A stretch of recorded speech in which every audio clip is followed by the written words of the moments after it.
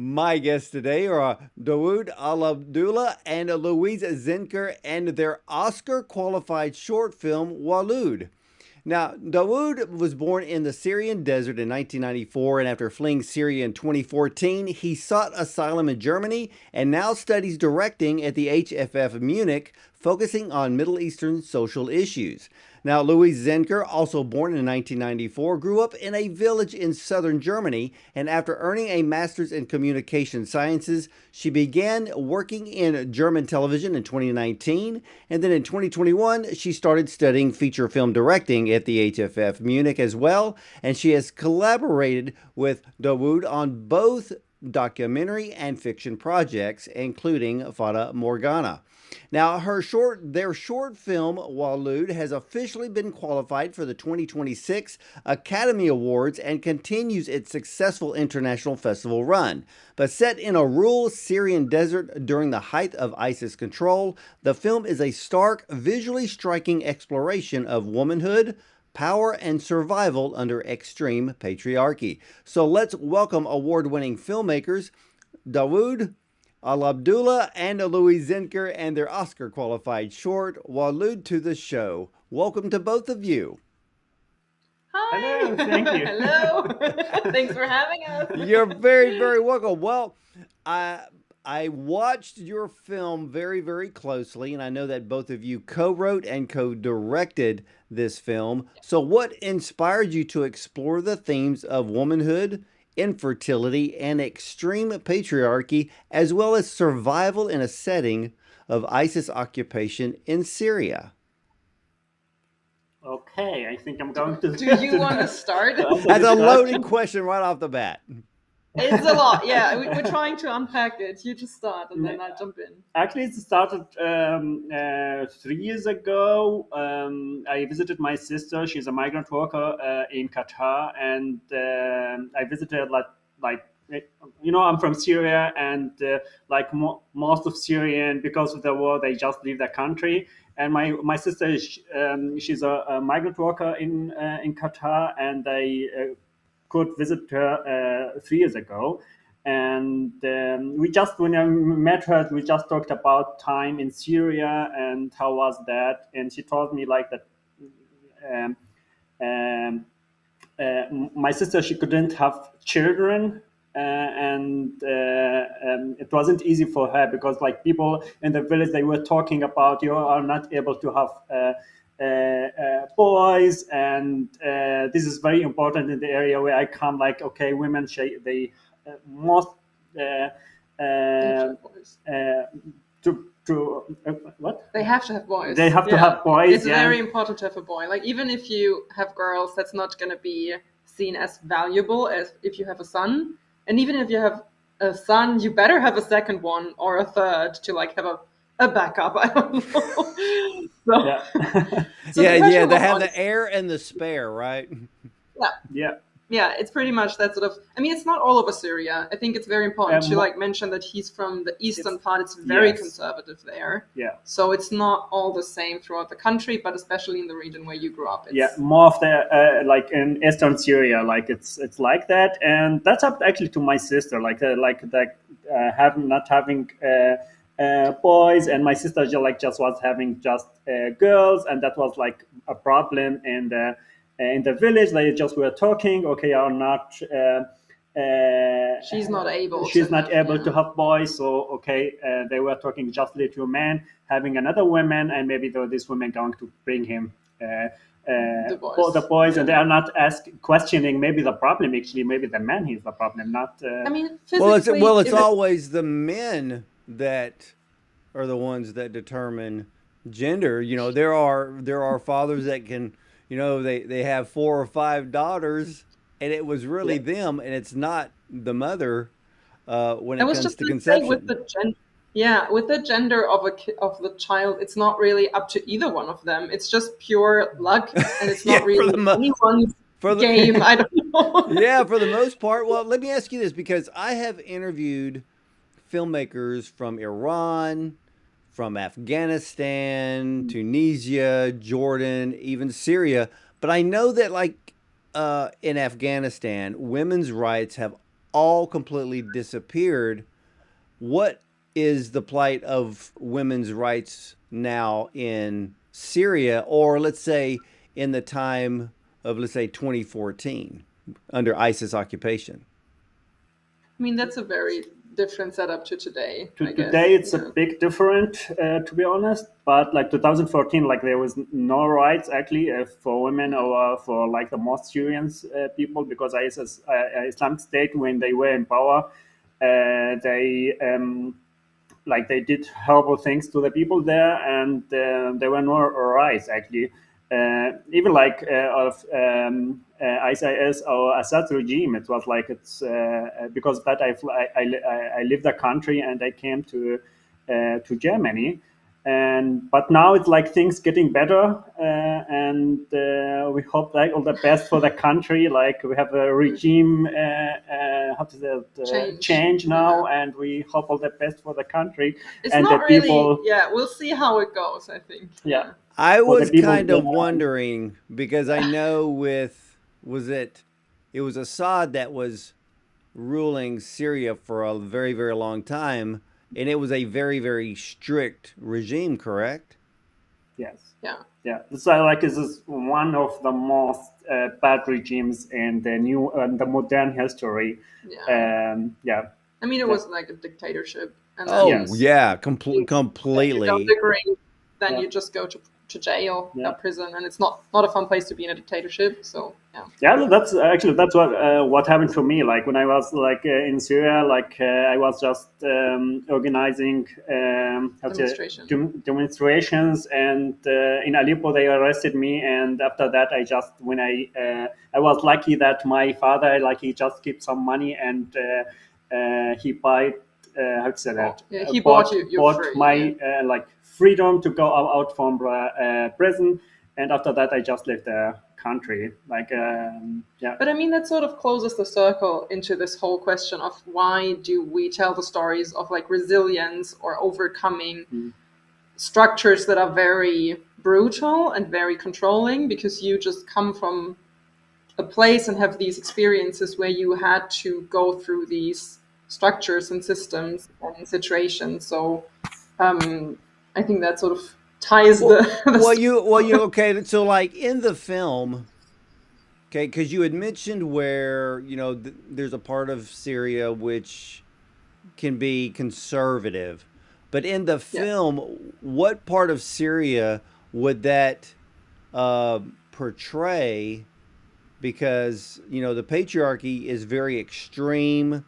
Uh, Yeah. Women don't seem to be very well Nope. respected or treated. I mean, even the male character, uh, Aziz treated his first wife Amuna as a curse from Allah.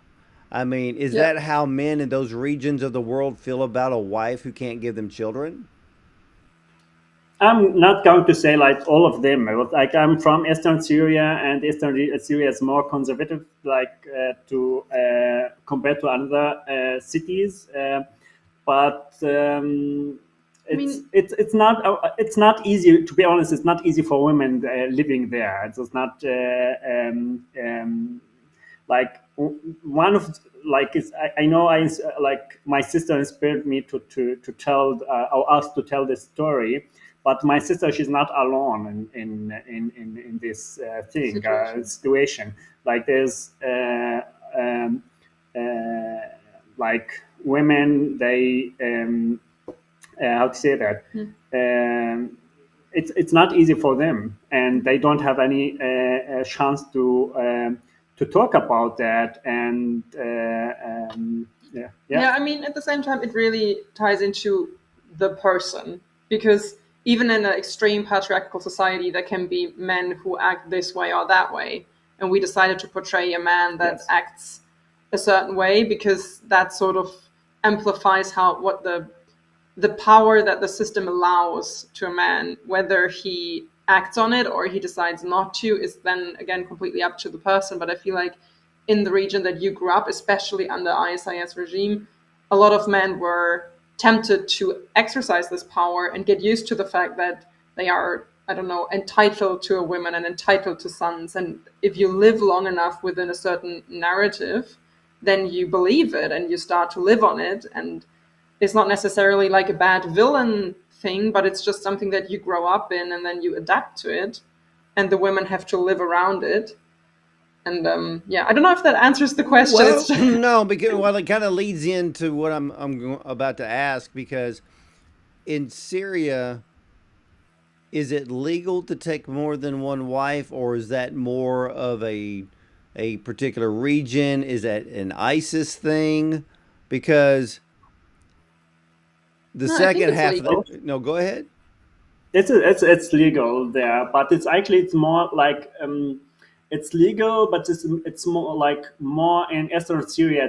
It's a thing. Common, yeah. It's common. Like it's just normal to have a second wife, and men usually they looking for a reason to get a second wife or a third wife. And if the women, like if the a couple, they don't have children, so the first thing, like after 1 year, if they are not having a Yeah. children, okay, the man maybe is going like, okay, having a second wife, just because he can do that. And even like maybe, okay, maybe you are, if they are not having a children, maybe the problem is like is the man and not the women, and you are go to like they go to and have a second wife, and they are not having they are not going to lose this problem, because this is actually it's the man problem and not in this situation. And yeah, and I like we wanted to tell something about that, because it stayed in me Yeah. what happened, what this feeling with my which my sister talked to me and told me about it. It stayed a long time in me, and I talked to Louise. We need to tell something about this thing. It's not like it's okay, like just men. They allow themselves to do things, and they can do that because they are allowed to do that in this culture where I'm from. And no, we need to tell something about it. And yeah, Well, so is the inability to have children, does that cause the men to look more less masculine in front of their peers? Yeah. yes, like for this is an important point. Like if a man is like it's always should always be able to have children, and if he's not having children, like he's Yeah. That's gonna not a destroy man. some. That's going to destroy his image in front of another man in the village or this area. And so for them it's important to have actually boys. And this is very important there. If they don't have boys, they are going to like people going to talk about it. Okay, they are not having boys, and they are going to, okay, you need to have a boys like this, so you can, as a man, you can stay your family. What is that? Survives. Your family survives. And family survives actually not just when a man is when like men's like Yeah. male children coming, and not like female. It's not They don't count. they Yeah. don't count. Yeah. Well, there's a scene where Amuna was getting water from the water tank and she had started her period, which is not an indication of fertility, but it showed me that the lack of medical care in which it could have possibly helped solve her infertility. How extremely scarce is proper medical care in rural areas of Syria? Well, I mean, I do think that having a period does imply that you can get pregnant to some degree. I know not everyone who menstruates can or is going to get pregnant, but it is a good indicator for the woman is okay-ish, and we can look at the man as well. I mean, I think like the medical care in Syria, it really depends on where you are and if you have a car or not. I think you told me that you are the youngest of 8 kids, and you were the first one who was born in a hospital, Hospital. and everyone else was born at home before because there was no hospital around the corner. Because you just grew up in that much of a rural area. But if you move into the cities, it gets better. As it like infrastructure always would be better in a city. Well, was that But I mean, scene? Was that scene with Amuna was at the water tank? Was it also an indication to show that uh, the husband was kind of done with her? no, I think it's more of a like the hint should more be like she could not be the problem because her body does what it's supposed to do. And so, I yeah, got so, which means he's the possibility yeah, that he has the infertility problem. yeah, yeah. So we're sort of hinting at that also when she's saying, this might not solve your problem if you just get a second wife, because I am not the problem. And the second wife might also be just perfectly fine. But as long as you're not going to treat yourself for whatever condition you might have, it's not going to work. Well, at the same time, if it's the man's if the man has a medical issue in which he's actually infertile or possibly sterile, Yeah. um, that's also a very strong indication of not being masculine Yeah. enough again. So, wow, that makes that I mean, scene so much more powerful. that is sort of the main fear within the character, to not be seen as a dominant male, because it is tied so closely to status within a society. And because it is his worst fear, he's not able to look at it. Because I feel like your worst nightmare is the thing that you shy away from the most. So he's gonna try every other option first before he's able to look himself in the mirror and maybe accept that he might be the problem. But Which yeah, is why he took the second wife. Yes. exactly. Yeah. Yeah, because I noticed when Aziz took Amuna or told her that she was going to go sleep in the truck, she knew she was being replaced, but she also Yeah. knew what Alina was going to endure, which it was heartbreaking on both accounts in that scene. Yeah. Yeah. And I feel like she's always, I don't know, the character is always engaging in these micro moments of resisting, like that she tears down the flag, and because that is symbolizing the whole system that's sort of pushing her down, and but she can't do more. Like she has to sleep on the truck. She can't go back into the hut and just change things because the system is just very overpowering. So Well, when yeah. she tore the flag down, I was like, oh, you know, I'm like, you're asking for trouble. Yeah. you know, She and is. and but yeah, it's it's getting angry and tearing and wanting to tear down the system that's causing the intense oppression of her, not of her life and even other women under ISIS occupation. So just that one act of tearing the flag down was a really big deal because, the next day he saw the flag on the ground. Yeah. That's an issue. Yes. Well, Like okay. So what is the issue? Because when he saw that the flag was on the ground, I actually thought that maybe he would become violent. this is actually we talked a lot about this scene. Like for us is um, like usually men in this area, if they discuss something with women, and like women wins the discussion, Yeah. they usually actually they say, okay, you are not religion, you are not you don't believe in God or something like that. They are always questioning the religion from this person, and he's like, you are okay, you just throw this flag, Allah's name in the flag, you are not religious. And It's just such a low blow. it's just like, yeah, and they use that. It's like how to say that, They're just putting pressure on just them. more Yeah. putting pressure, like, okay, you are not you don't believe in God. And this is I think like they use it actually always, like even like if they want to get married second wife, okay, because they are in religion, they are allowed to do that. And if a woman, she said no, why are you going why you get married like second wife, and they say, okay, you are not, you don't believe In Allah. in Allah and this religion, and they are putting more pressure to women that they are not Religious. religious, and so they are just, if they say in you are not religious and you don't believe in God, they are just like, okay, then if you Yeah, I don't know. you can't say yes There is there a there in is this a area. Yeah. there is a German term for something like that called like a death drop argument. Like if you pull this card, the other one is just gonna you can't say anything anymore. Yeah. And the religion is sort of the death drop card that you just play if you can't win anymore.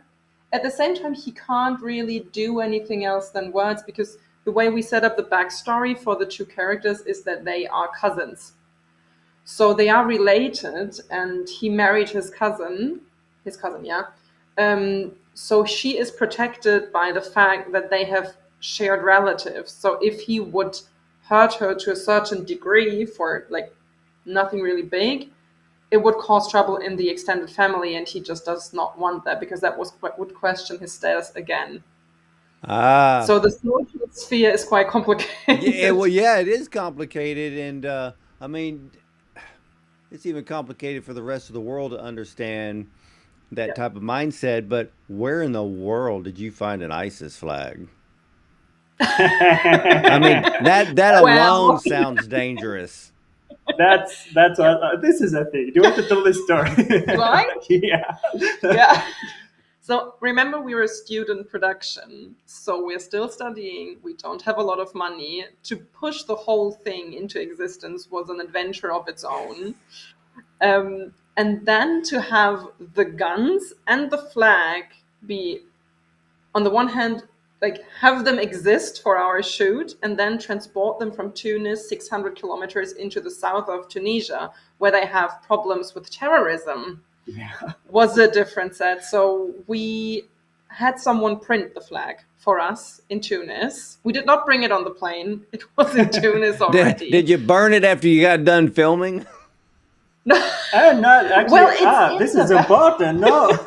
No, we had to give it back to the Secret Service of the country, because because yes, we're a student production, but we're still trying to do it properly. So we had a shooting permission. We worked with the Tunisian Film School. It was a cooperation, and the shoot was just like they knew that we were shooting in the area, and there was a military base and also the Secret Service or something similar. And they came and visited the set, and the person walked into the room, and Daoud looked at me and was like, "That's the Secret Service." Like in a second, he knew. Yeah, So I knew them from Syria. You know. he knows the look on the Well, face. I was wondering because there's a particular camera shot, and then the flag is connected to the pickup truck, and it's flying, and I'm thinking, what what if somebody sees that flag while they're filming? They don't know they're filming, but they see an ISIS flag. What if somebody Yeah. starts shooting? Yeah, that's why it was registered. And Yeah. that's also why the Secret Service came and said hello. And after shooting was done, we had to hand over the pretend guns and the flag. The flags. So they kept it, even though the child actor really wanted to keep the fake gun. He was hyped. He really wanted to have it. Well, they were. But no. It looked completely authentic because they do look like the Russian AK-47. So everything looked so real. I mean, so you filmed this in Tunisia, correct? Yeah, exactly. Yeah, I mean the terrain was absolutely perfect. Yeah. The landscape was stunning. We were looking quite a long time for something that would resemble Eastern Syria, where he would feel like this does feel authentic to my childhood memories. Yes. Well, Yeah. We couldn't shoot in Syria, because like Assad's regime is like still in power. He was still there. when we shooted the film, and the school would not have allowed it. we can't go there. Like the Syrian desert now, it's like full with how to say Landmines. landmines, and it's not safe to to shoot there, and yeah, we looked actually two countries. We looked in Morocco for locations to shoot the film, but Morocco, it was too expensive to shoot the film there, and we were lucky to shoot, like the Tunisian film school there. They worked with us, and we find a location in southern Tunisia. Yeah. Well, that was awesome. Now, I have a question because with the character Alina, and I love the way that you really kept her identity covered in the first part of the film. And but then when you reveal her, I went, she's German. Yeah. And so and a lot of the rest of the rest of the world absolutely does not understand. I don't even understand. But Yeah. when there was heavy ISIS occupation, what about was it? I guess Well, 10 years ago, it was Afghanistan, Iraq, yeah. Syria. There were American, there were European women who converted. What in the world was going through their own minds, and why would anyone in their right mind want to convert to be under Yeah. that oppression and be treated worse than a second class citizen? How would a person like Alina get caught up in that? Yeah. So that was something that troubled you for a while when you were in Syria. And Like so, yeah. most of Syrian, actually, like I'm from the like repeating that the east of Syria, like ISIS, like think they were more than 5 years in power there, and like when I was there, I like was questioning like what, like Western people like coming here to fight, like we don't need anyone to fight here. Yeah. And like we was just like okay, yeah, they're coming, they are here, and I didn't understand that, and um, uh, like when we started writing this film, like Louise and I was questioning why actually people they leave everything here. This is a Yeah. good life, and they go there to fight. And Yeah. I mean, I yeah, did quite a deep dive into the whole topic because there is quite some literature on it. There's statistics on it. I mean, mainly it's very young people who would be able, like, they are psychologically, like, emotionally, they're not very stable. Most of the time, they're not very stable. So, from all the reports I read and all the books I read, and there's this very interesting literature also on how the Islam would be used to be persuasive for girls especially, and it just reverses some of the arguments with that you are a very precious thing that needs to be protected and therefore you are in a cage, but you're not, it's not going to be worded as a cage, but you're going to be protected and you're going to be this princess that is the most precious And it ends precious. up being a big lie. Yeah, I mean, it yeah, ends up being a big lie. And then a lot of I think for Alina as a character, we ended up on a backstory that she would be a very lonely person that goes through a period in her like teenage life where she feels isolated from her friends quite a lot because there's like high school drama and her parents are going through a divorce and it's all very isolating up to a point where she's just looking for someone who tries to understand her and values her.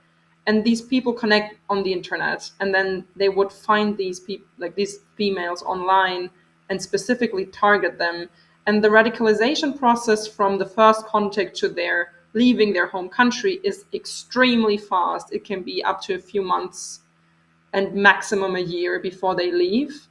So they just swoop in a very specific situation in a person's life and they sort of target that, and then the person is gone before you know it. It's quite So interesting. But yeah, so that explains why Alina's backstory was she was married before. yeah, because she was in contact with a young ISIS soldier who made her feel very special, and it was like a genuine love that she felt towards this. I mean, it's more of a projectory love, like teenagers would feel towards a pop star or like the boy in the class above you, and you just project all these feelings and needs into a person, and depending on who you are as a character and how isolated you might be, you could like fall into that trap, just like people join a cult or something. It's a very specific sort of inner setup. And my dad works as a psychologist, so I talked a lot with him about this sort of construction of a character. Like, is that believable? Because you also had to take the whole character and explain it to the actress and give her a believable backstory on how Alina just ended up in the desert, because you can't just put the actor into the desert and be like, well, please play Well, it now. she was So, sold to Aziz. yeah. Yeah, in the second step, yeah. The first step was she left the country freely and married the man, and then that young soldier would have been killed quite early on, and she doesn't really speak Arabic. She just ended up being there, and then Aziz just bought her because the other family wanted to get rid of her, because that's a European. Why would you want her in the family at that point? So, Yes. yeah. European or Western ISIS fighters, women fighters, like who like were married for ISIS fighters. If the fighter died, like they are going just to sell it to another fighter or to another person who, yeah, murder. Yeah.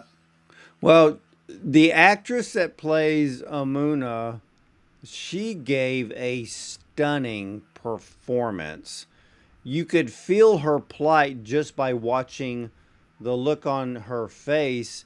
How did you cast her? It's a Well, it's a long thing. Actually, I watched the film and Salha was like playing a secondary character. a second character, and I really loved her. Like in the film, I was like thinking, okay, next film I'm going to work with Salha Nasrawi. She's really great, and yeah, we were writing actually the story and was like we were thinking all the time about Salha, but we didn't like We didn't know we don't know how to to find to her. find her because like I looked in internet, like there was nothing like no emails or no informations about her. Yeah, and back uh, then she didn't even have like an agency or something. Like, she yes. was just this person that exists, but she does not have like an Instagram page or anything. Yeah. So by Yeah. now she does. She's Yeah. reachable now, but Yeah. like 4 years ago, Yeah. different story. Yeah, it took us 1 year actually to find like her, A way to talk the to way her. to talk Yeah. to her, and I just wrote for the director. She works with her, and like she just answered 1 week later. She said like, okay, I'm going to ask Sarha if she's okay with that, and 2 days later just wrote to me. And this is Sarha don't have doesn't have email. This is her WhatsApp. You can just text her, and we wrote to Salha, and 3 days later I just fly to Tunis to meet her, and she was like, okay, she was like, I'm going to take The role. the role, Yeah. yeah, Well, how did and you we were ca- lucky. Well, how did you cast Vera Faye? That was an online process to begin with. We just started casting all over Germany for young actresses, and Vera didn't even. I think she's starting to apply to acting schools now, but back when we cast her, she hadn't even had any sort of training or whatsoever. She just happened to play in a few short films. So we started the online casting, and we're looking for people that you would realize they're young and realize they're European. And then that narrows it down a bit, but then you still go through a lot of e-castings and tapes, and then you go into second and third round.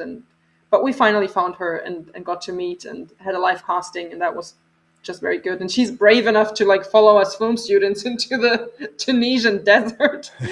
So yeah. Well, why did you choose to have her be of European descent and not just have an actress portray someone that is Syrian?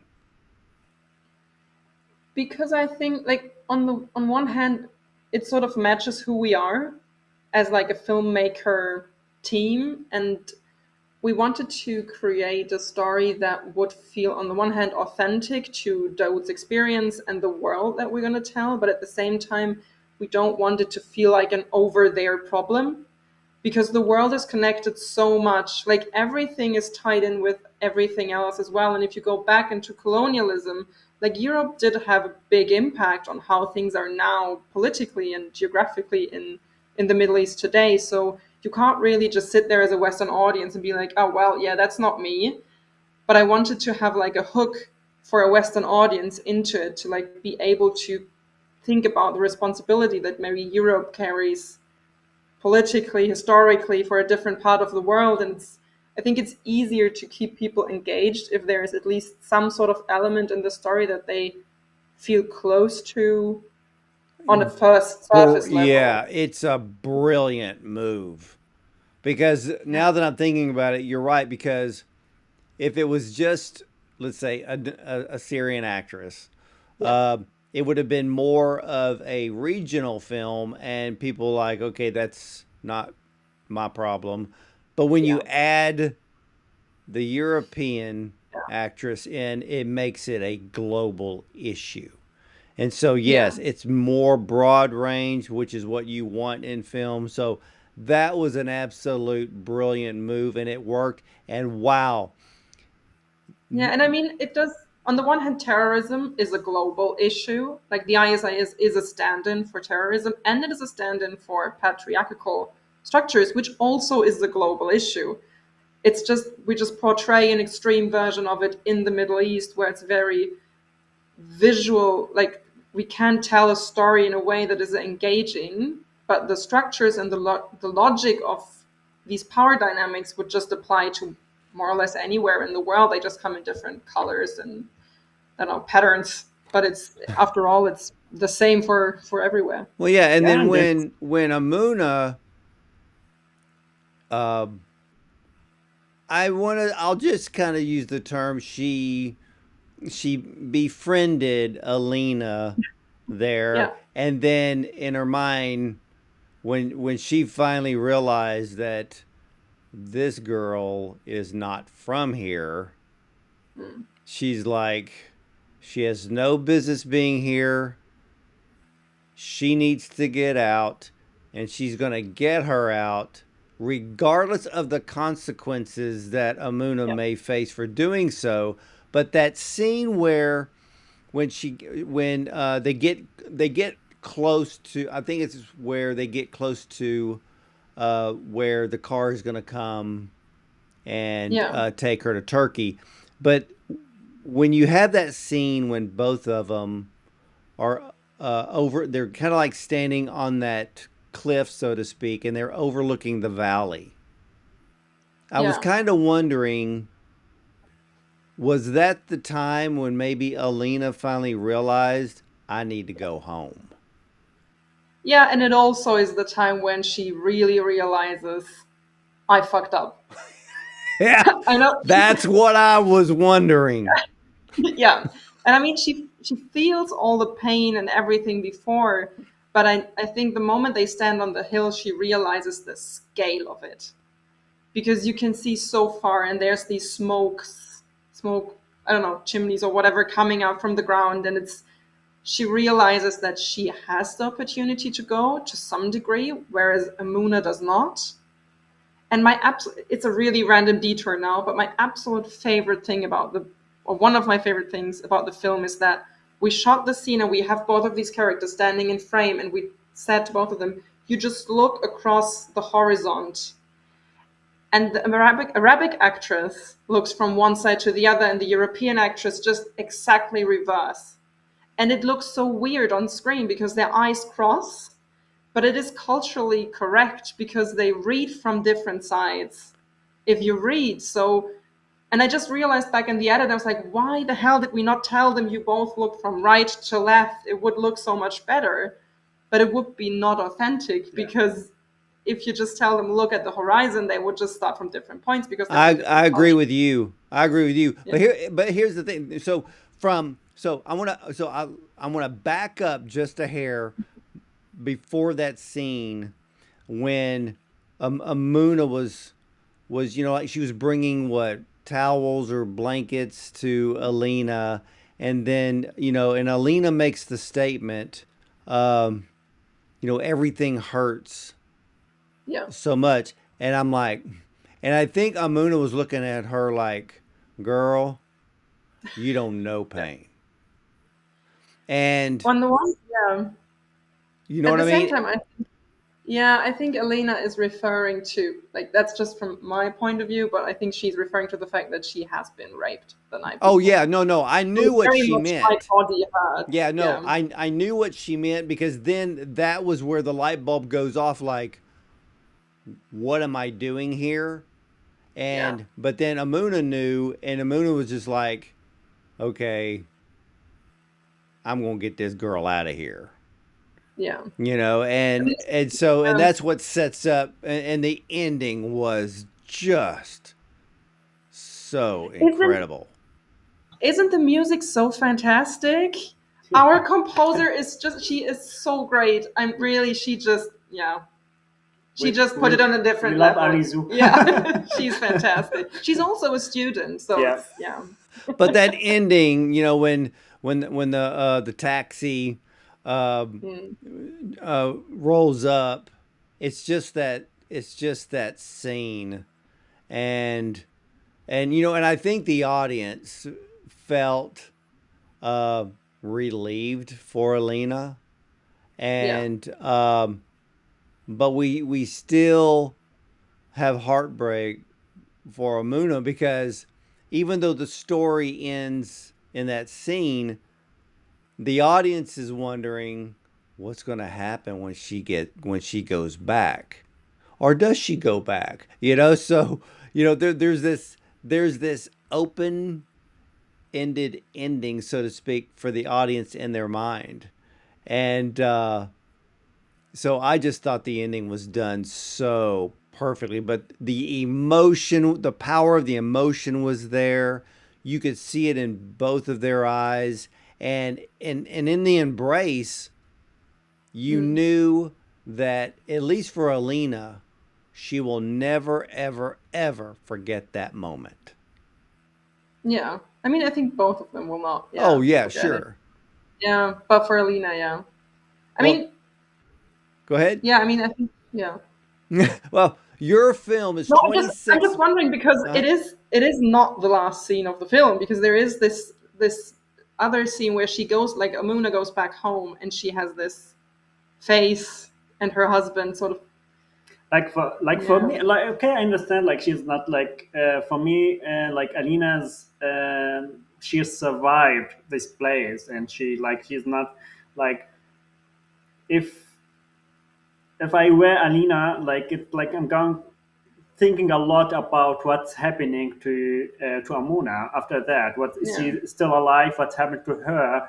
And there's no a chance to have a connect with her back. But we wanted to make it like this scene really emotional for like really sisters, like, just like, Yeah. she said, this is my sister, actually, like, she's leaving, and we wanted that to be like they're like sisters, and Yeah, just as yeah, any woman around the yeah, world could be my sister, as you share the lived experience of being a woman within a certain set of society rules. yeah. And we Yeah. wanted like to have like kind of happy end for Mm. Alina. Like, it's like, more hope for Alina. Like, she's going to leave this place and coming to a safe place in Turkey, and maybe back to her country. But for we wanted to be more realistic, like in for Amuna's character, like, that's like, it's not easy for her, like she just helped a person to run away, Yeah, and and she gave up her passport. yes, Like, she does not have Ye- any means to travel anymore yeah, because she just gave away her passport. But at the same time, Alina was at a greater risk somehow in the situation because she does not have relatives, she does not have security. If she would die, no one would care. Whereas Amuna, people care if she dies or if something happens to her because her family is around. So Amuna knew that the stakes for the girl are a lot higher than for herself. Yeah. So yeah. Well, yeah, and she gave up her passport, Yeah. and I thought it was very, very clever in which she told her, or she told when the taxi drove up, she's deaf, Yeah. which was which was the ultimate protection, because that way she didn't have to speak Yeah. to anyone, and that really helped her to get out of the country, safely. So then when she got to Turkey, she knew she was safe, and then from there on, Yeah. then hopefully she made it back to her home country. But I have to ask, your film is 26 minutes long. Yeah. Has that been a problem being accepted at film festivals? We don't. I mean, for sure, if it would have been 15 minutes, it probably would have gotten more festivals because it's shorter. But I feel we had a documentary before that was 29:30. That was hard. That was hard. But I think WALUD did quite well within the festival circuit, so it made some nice festivals. But yeah, for sure, at Well, any given point in time, if it's over 20, you're just gonna, yeah. oh yeah, yeah. Oh, I know how the game is played. So what's been the audience's reaction to the film? Well, Like it's different. it's Like very it's very different. different. Yeah. Like from like audience from the Arabic world or from Western Westerns. Like different reaction. reactions. Like more like the reactions from the Arabic audience. They knew that actually. They talk about just. Um, um, Yeah, I feel like the Arabic audience enters the discussion on a different level.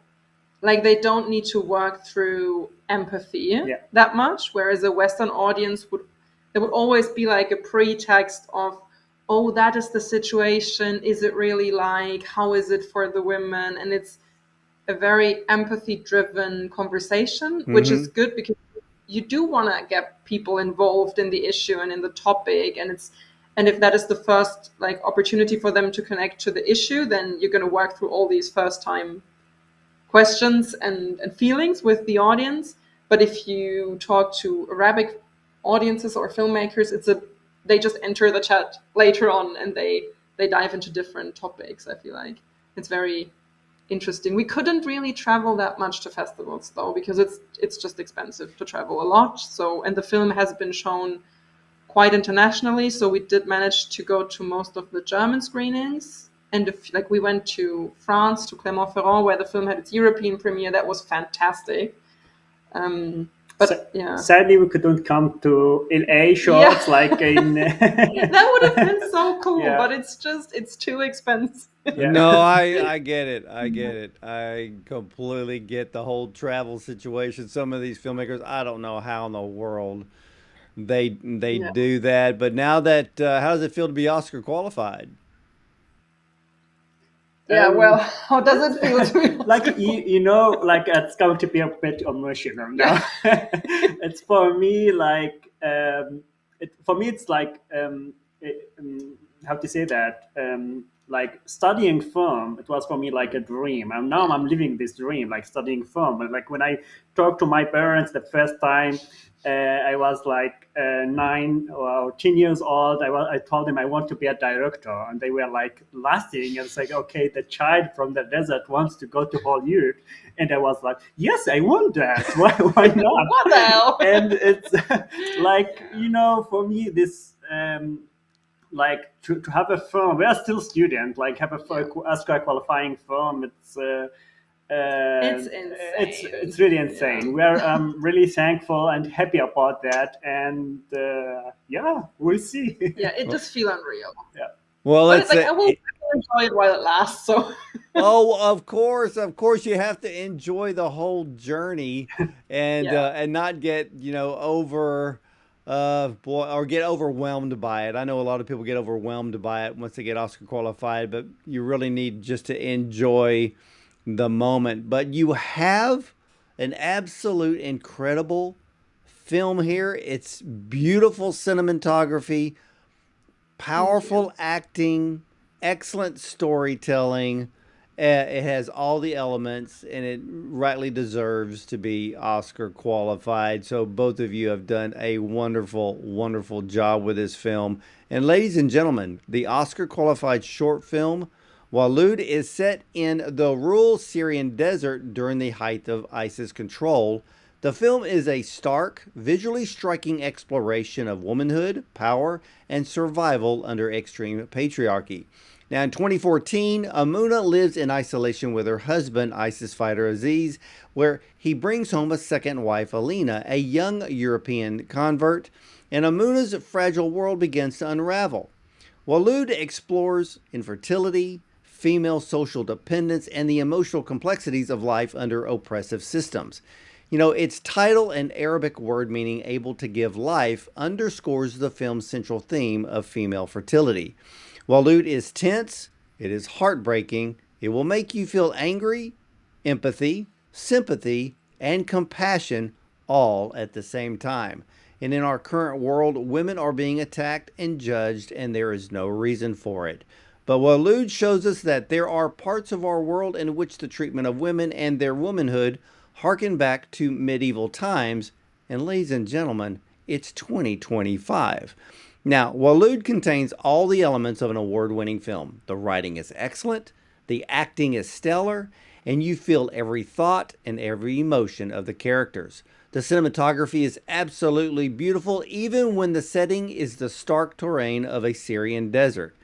Everyone needs to see this film, and this film needs to be shown before the United Nations. Women of all races, cultures, and religions should be celebrated, not regulated down or treated like a subspecies. So I want to thank both of you for sharing this beautiful and very powerful film with me. Thank you Thanks, so Bond. much. Thank you. Thanks for having us. Yeah, thank you so much. Well, absolutely. I learned even more about this film from both of you, so I appreciate that. And again, much, much success to both of you and this film on its Oscar journey.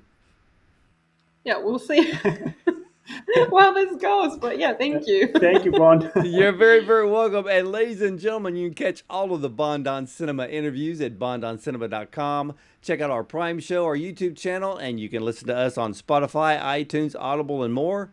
And remember, you're either going to see me at the movies or from the red carpet.